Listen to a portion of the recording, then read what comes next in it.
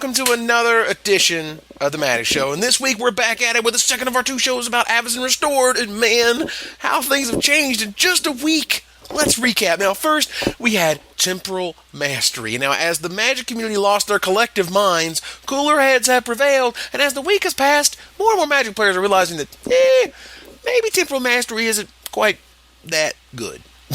What? Of course it's that good. I mean, it's Time Walk. I mean, come on. Guys, personal tutor in Time Walk, that's good, right? Oh no, did we get foiled again? You know, it's really starting to feel like the entire community goes through the motions of Scooby-Doo episodes at times. Gosh, that mean old Temporal Mastery is haunting our spoiler season. It's gonna ruin our game. What are we gonna do? Don't worry, guys. We'll just investigate with this with some hyperbole and magical Christmas land scenarios. Nothing could go wrong. Zoinks! It's the creepy Temporal Mastery, and it's gonna get us! Let's go, Scoob! It's gonna take over everything, and the game will never be the same! Whew! We got away! Let's just see what they're saying on the internet! Oh my god! A stampede of fear! But after a little detective work and some sound advice from a few people in the know, the true culprits were revealed. First, there's that varmint Zach Hillen, and this is Aaron Forsyth.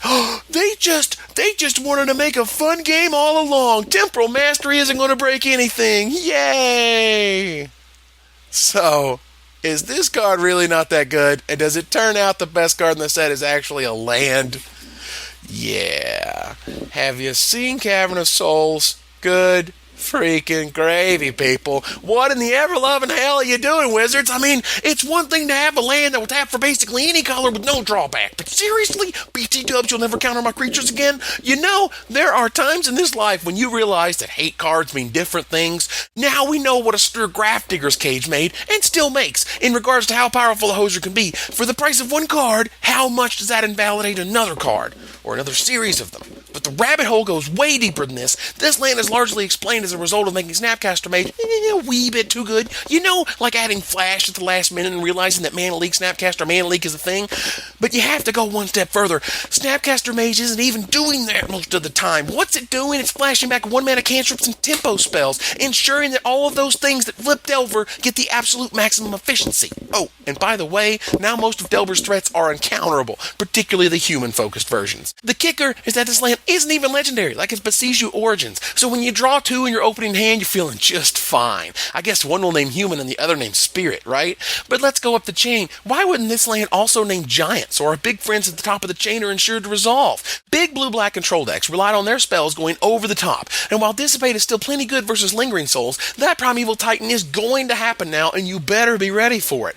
I've seen hate cards, and I've seen them get better and better, but this is a hell of a bridge, folks. This is a bridge to a place where counter magic stands little to no chance of actually mattering until Avacyn Restored leaves Standard. I would consider this an experiment in hating on blue cards, but how over the top must this be to really damage counter magic? And what does it do to older formats? In Legacy, this is almost elementary. You have Cavern of Souls naming Human. You play Grim Lavamancer, go. Next turn, you play Dark Confidant, go. Third turn, you run out your Uncountable Knight of the Reliquary, go. And yes, Wasteland is a thing, and that's great. As in all things in Legacy, they'll have a way of correcting themselves and the appropriate hate level will rise to adjust. But in Standard, man, as one of the best fixers with a sick bonus, this land is worth its weight in gold.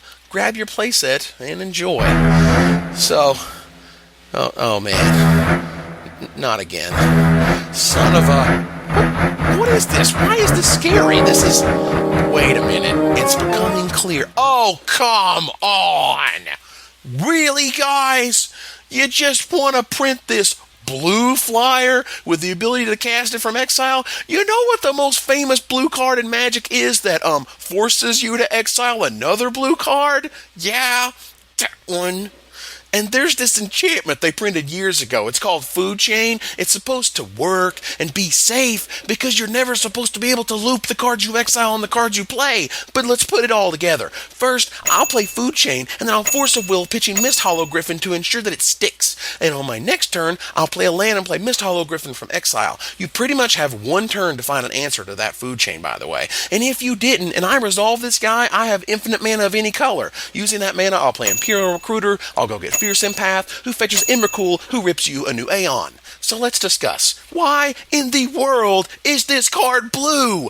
Were this card white, it would be fine. It would be the most grindy card ever, thanks to Moorland Haunt, which it already is. It would still be a fine mythic, and it would still go into the Food Chain decks. It'd be a little bit harder to cast, it wouldn't let you have another blue card for Force of Will, and it wouldn't, be blue. I just don't know. I began my Magic playing being fascinated by Blinking Spirit, and this is so much further ahead of that card thanks to interactions like these. I am still in awe. Up next is Tibalt the Fiend-Blooded. First, that art is just fantastic. I also love how it's busting out in twice as many places as most Planeswalkers. I mean, hell, even Jace the Mind Sculptor only busted out once. Tibalt, he's breaking all the rules. Now, when he first appeared, everyone was convinced it was terrible, and I mean super stanky, nasty bad. But as with most Planeswalkers, they're probably better than you're giving them credit for. And the first list that made me respect Tibalt was from Brad Nelson himself. Check out this Griselbrand combo deck. Woohoo!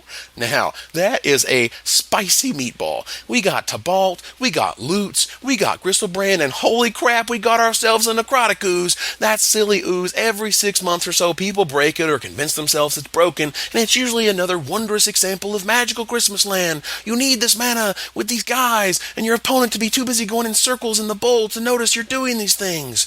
All I know is, draw 7 as an activated ability is sweet. The zombie infestation rub-ins are just the icing, really. I'm hoping to see more ridiculous fun things to do with Tibalt in the future. I mean, is turn 1 Grim Lavamancer, turn 2 Tibalt really that bad? With cards like Faithful's Looting and Chandra's Phoenix, with the bonus Oops, Sudden Impact, or Oops, Insurrection, I mean, Tibalt will do just fine. A card I want to mention briefly that I like a lot is Triumph and Ferocity. Now, look, I know, it's just a do-nothing that doesn't affect the board, and that's why I get that it's default bad. But let's look a little bit closer. First, it's not any player with the highest power, it's you, and it's only you. Second, if you run this thing out with Birds of Paradise on turn 2 and they have no creatures on your next upkeep, you're still drawing a card. 0 is still the highest power on the board at that point. The same can be said for Llanowar Elves and Avacyn's Pilgrim, both of whom will happily draw you a card while your opponent is still playing Doom Travelers or running out Lingering Souls tokens. All I'm saying is I think this card is a little bit better than it appears. Anyway, on to a card that is actually fantastic, and we have Fight Bear. Now, the first rule of Fight Bear is you don't talk about Fight Bear. And of course, if it's your first time on the battlefield, you have to fight.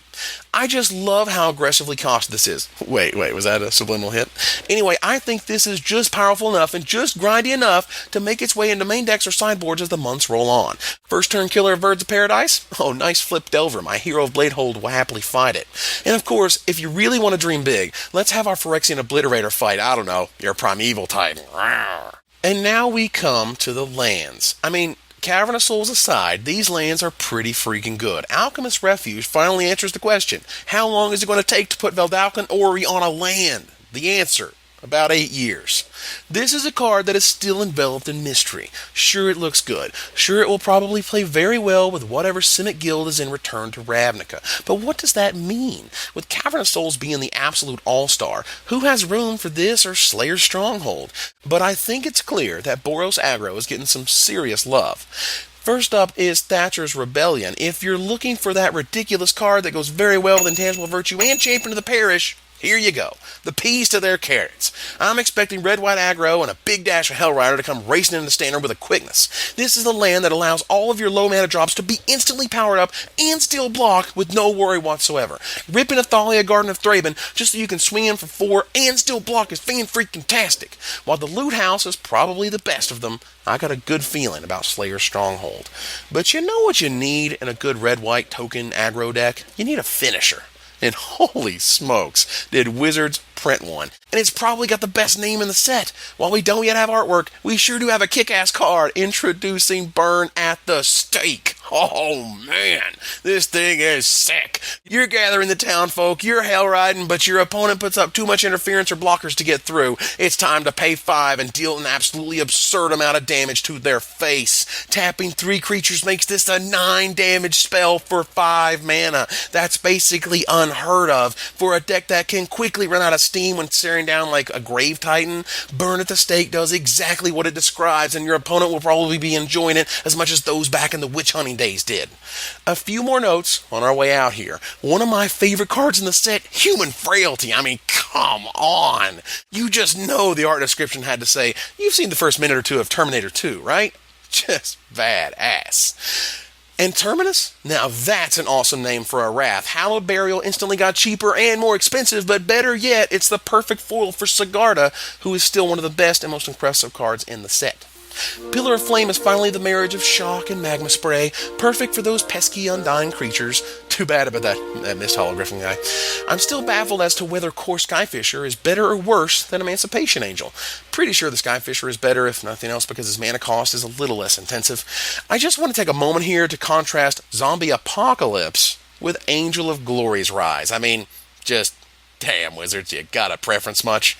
And lastly, because we're staying classy, Appetite for Brains, because just as with a peach, the first bite is always the juiciest. Good night, everybody. Good night. Good night. Good night. Thank you. But seriously, these past few weeks were a fun romp, weren't they? And if I've made your premium experience worth it, I'd love to hear about it. If you're looking for more, I'd love to hear about that too. But for these 2 spoiler shows, it was super fun, and now they're super over. Until next time, Magic players, this is Evan Irwin, tapping the cards so you don't have to.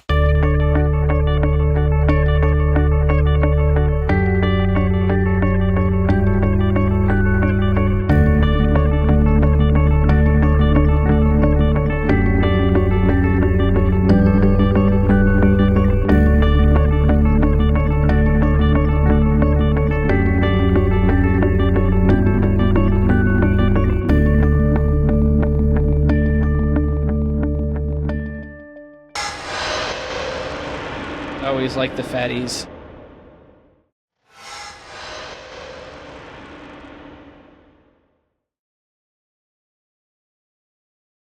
Thank you, Legacy.